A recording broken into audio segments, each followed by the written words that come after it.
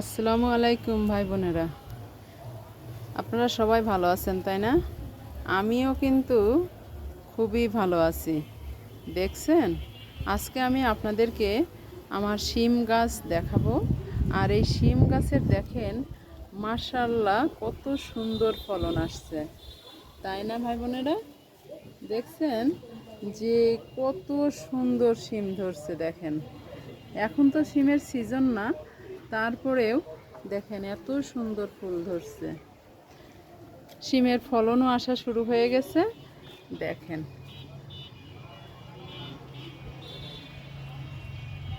আমার যে ছাদ বাগান, এখানে দেখেন আমি মোটামুটি সব ধরনের সবজি ফলের গাছ সবই করে থাকি।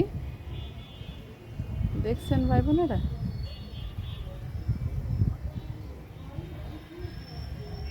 দেখেন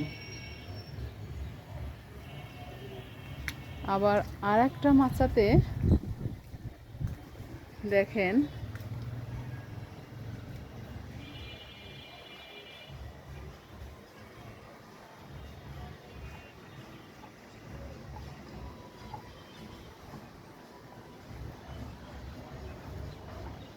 শুধু শিম আর শিম।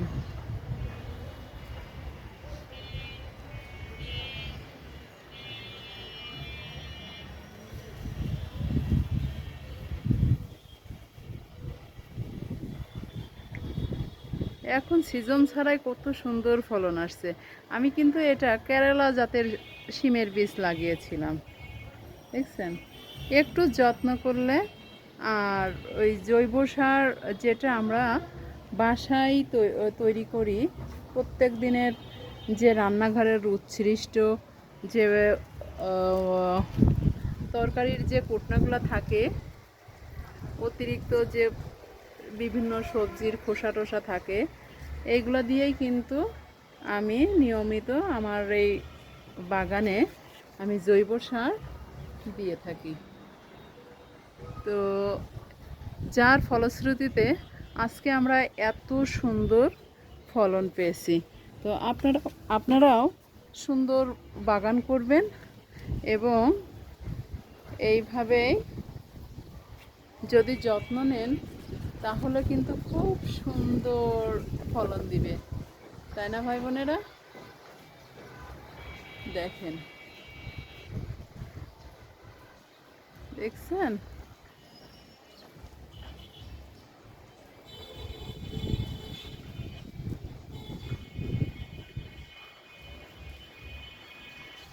শুধু শিম আর শিম। দেখছেন ভাই বোনেরা,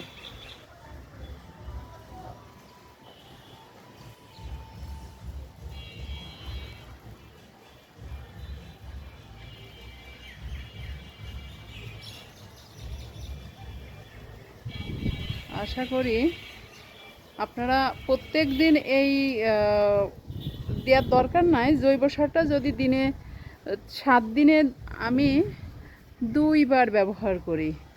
3 দিন পর পর আমি আমার সবজি গাছে ওই যে জৈব যে পানিটা, সবজি পচানোর যে পানি, ওই পানিটাই মূলত দিয়ে থাকি। আবার দেখেন এই সাইডেও কত সুন্দর ফলন আসছে, তাই না? তো আপনারাও জৈব সার ব্যবহার করবেন, আশা করি আপনাদের গাছও খুব সুন্দর ফলন দিবে। তো আজকে এই পর্যন্তই। সবাই ভালো থাকবেন, সুস্থ থাকবেন। আল্লাহ হাফেজ।